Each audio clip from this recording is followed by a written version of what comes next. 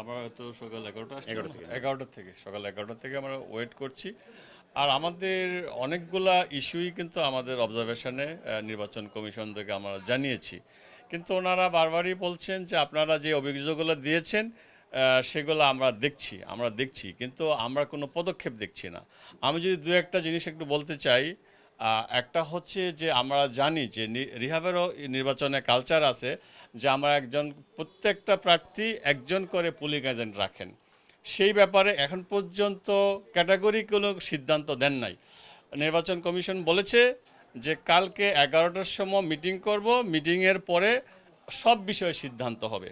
তো সব বিষয় মানে কি, অনেকগুলো ইস্যু বাকি আছে, যেমন একটা হচ্ছে আমরা ব্যালট পেপার কি হয়েছে সেটা আমরা জানি না। ব্যালট পেপারের একটা নমুনা আমাদের দেখানো দরকার। আমাদের পোলিং এজেন্টের সিদ্ধান্ত নেওয়া দরকার। তারপরে এই যে ইলেকশনটা হবে সেখানে নিরাপত্তা ব্যবস্থা কি হবে, কারা কন্ট্রোল করবে সেটার বিষয়ে আমরা জানি না। এরকম 10টা 12টা আমাদের কোয়েরিজ আছে। তো আমরা 11টার সময় যদি কালকে মিটিং হয়, আমরা অনেক কিছুতে স্যাটিসফাইড হলাম না, কিন্তু তখন কি হবে? তখন একটা পাতানো নির্বাচন হবে, খেলার নির্বাচন হবে, সেটা আমরা চাই না। আমরা এই জন্য আপনাদের মিডিয়ার মাধ্যমে আমরা এটা অবহিত করলাম।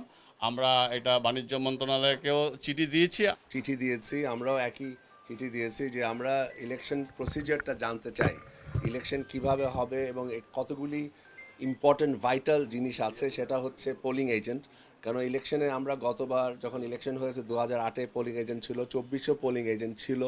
আমরা সেই মর্মে চিঠি দিয়েছি।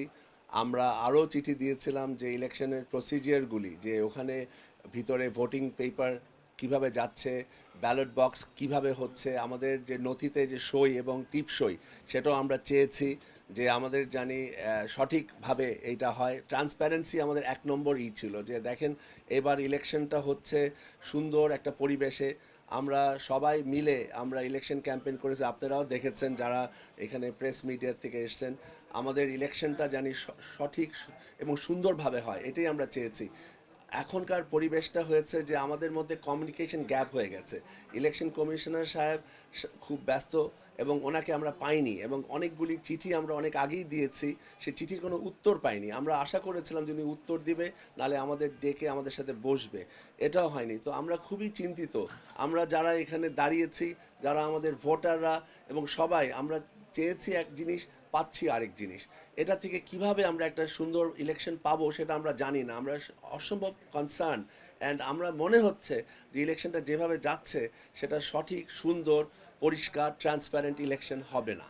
এটাই আমাদের চিন্তা, এটাই আমাদের ভয়, যে কারণে আমরা আজকে এখানে এসেছিলাম একটি গুরুত্বপূর্ণ বিষয় নিয়ে, যে আগামীকাল কি হবে এবং পরশুদিন, কেন আমাদের কালকের দিনটা বন্ধ, পরশুদিন আমরা কিভাবে যাব, কিভাবে ইলেকশন করব, কে আসবে, কে দায়িত্ব নেবে এই এই পুরা জিনিসটার পরিস্থিতি, যেটা ল অ্যান্ড অর্ডারের কথা বললেন, এবং এর সাথে সাথে আমাদের যে ইলেকশন ঘোষণা কিভাবে হবে, প্রত্যেকটা জিনিস নিয়ে আমরা চিন্তিত। এবং আমাদের যেই অবস্থান এখানে সেটা হচ্ছে যে আমরা মনে করি যে ইলেকশনটা একটু বিতর্কিত হয়ে যাচ্ছে, যেটা আমরা চাইনি। ইলেকশন যদি বিতর্কিত হয়, এটার গ্রহণযোগ্যতা কমে যাবে সবার কাছে।